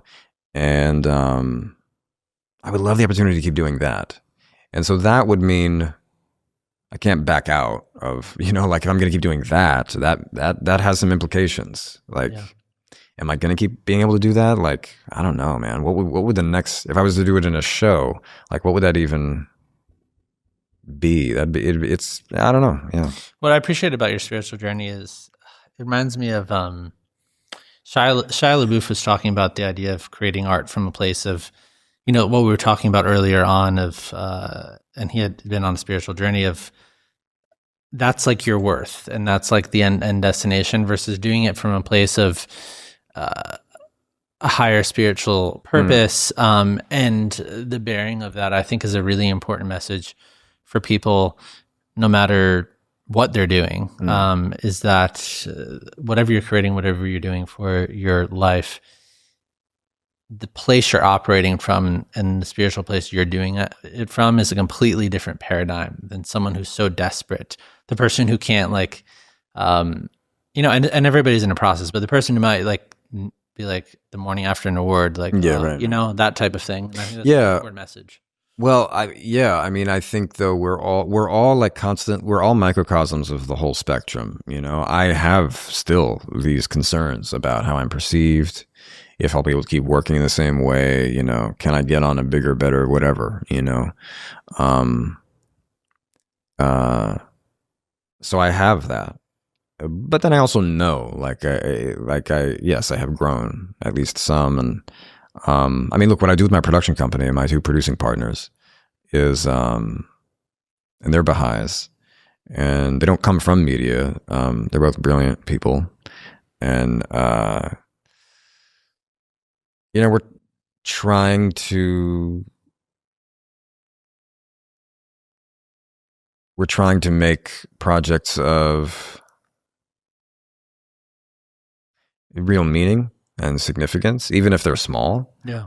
Strange thing about the business these days, it's hard to make small things sometimes. It's harder to make a small thing. It's easier, with a grain of salt. You know, there's no middle ground. It's like the middle ground is being siphoned out of commercial art.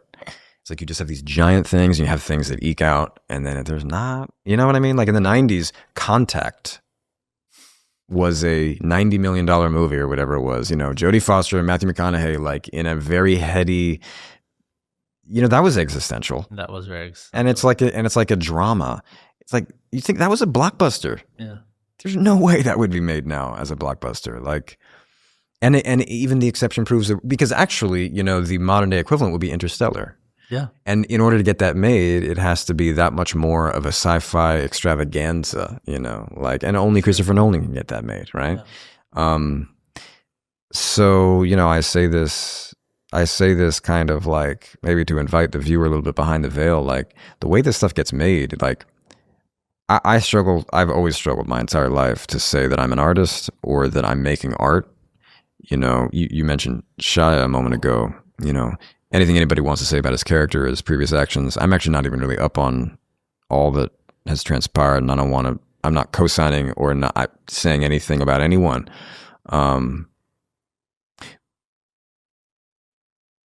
He's a rare kind of actor where, especially at our age, he's brilliantly talented, and to operate at the top of your level like that in the kind of films that he's had the opportunity to be in, yes, then you are making like commercial art.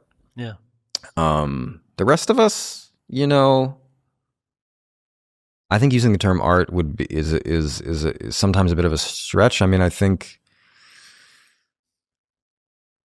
yeah, I'm that part of my journey right now is like my relationship to that word and what it really is. Like, is TV art? I don't know. I don't think so. Remember we were talking about ads before? Like, I think TV is absolutely art. Yeah, it can be. But so then what does it mean that art is so commercial? And I don't mean it in the way that we normally typically mean commercial. Like, oh, that's commercial. Oh, it's pop. No, I mean like what does commercial mean?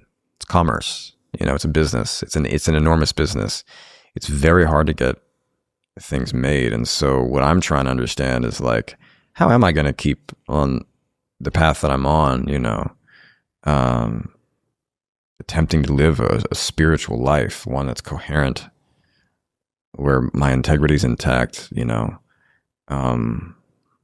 I have less and less hypocrisy to my actions every day, like how do I keep doing this? If anybody has any answers or hints or guidance, I'll take it, because it's not easy. I'm excited to see what's next. Thank you. I feel like there's been so many beautiful insights in this conversation, and I feel like I've not done a podcast this long. It's nice in a way because it's like it's a very different. Good Lord, has anything I've said?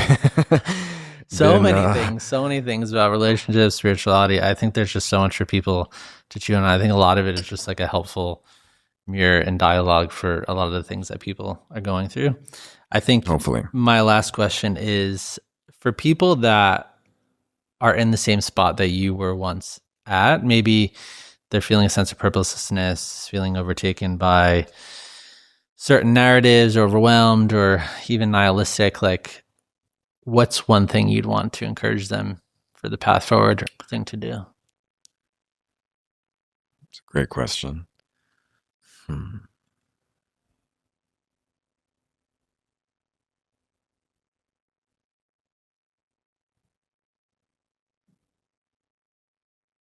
Listen to your heart. Really, I did not think I was going to say that, because that kind of thing is said, but feel what I'm trying to say. Like, really spend time with it. You can't just think, oh, you listen to my heart. Okay. All right. It's, no. What I'm saying, based on all the things we've discussed, is like, we are not that in touch with our hearts. We couldn't be. How? Learn. Spend time with it. I could be more explicit, talk about God and the things what I feel like I've gotten some answers to the questions I was pursuing, and I could try and offer those more explicitly, but that wouldn't do what listening to your heart would do. Yeah. Really spend time with it. And I don't mean to, you hear it from people now. It's like we reference the phones. If there's something that I've just noticed that the phones have done, without trying to even get into the stuff about how insidious it is, it's taken away the between moments. It's like we used to have nothing to do in those moments. Yeah.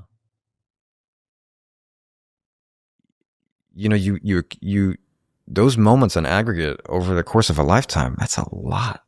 A lot of moments. Yeah. And are we just to suppose like we didn't need that time? What were we doing with that time? And what I think more than anything we were doing was we were at least with ourselves some more. Just some more. I'm not saying, we definitely didn't like have a handle on everything. It wasn't better in the past. I think we're going to make it, by the way. That's so utmost faith in that, utmost conviction and belief in that. But we're going through a period of transition where we don't even know how to be with ourselves. And one of the signs of that is that the phone comes up it's like, what are you're throwing that time? You don't want to spend that time with yourself? Like with your heart, with your system, your nervous system. So that's behind what I'm saying when I say listen to your heart. Like, I'm not literally saying put your phone down, but can you listen to your heart when you're holding your phone? Like, a lot of data, first of all, probably suggests you can't. But even apart from that, like, what might that really mean? I think you're on something. I saw a video on YouTube, and I was like, how does this have 10 million views? It's from the Harvard Business Review. It was a professor talking about boredom and why you need to be bored. Yeah. 10 million views. Which means a lot of people are not bored watching that thing. And then there's this other trend on I think TikTok of raw dogging. Yeah, boredom. I've heard. Yes, yeah. Anyway, but I feel like people are. I just feel like the virality of those things is people are craving what you're saying. Definitely. No, we all. I mean, I'm definitely not saying anything like novel here. It's. But I think maybe what that space, Harvard, and the raw dogging consciousness or whatever we're calling it. Raw dogging boredom. Yeah, raw dogging boredom. I like raw dogging consciousness. That's it needs connection to the heart. It needs.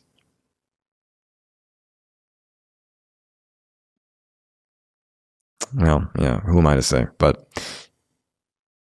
you're right. People are onto this, and so. Well,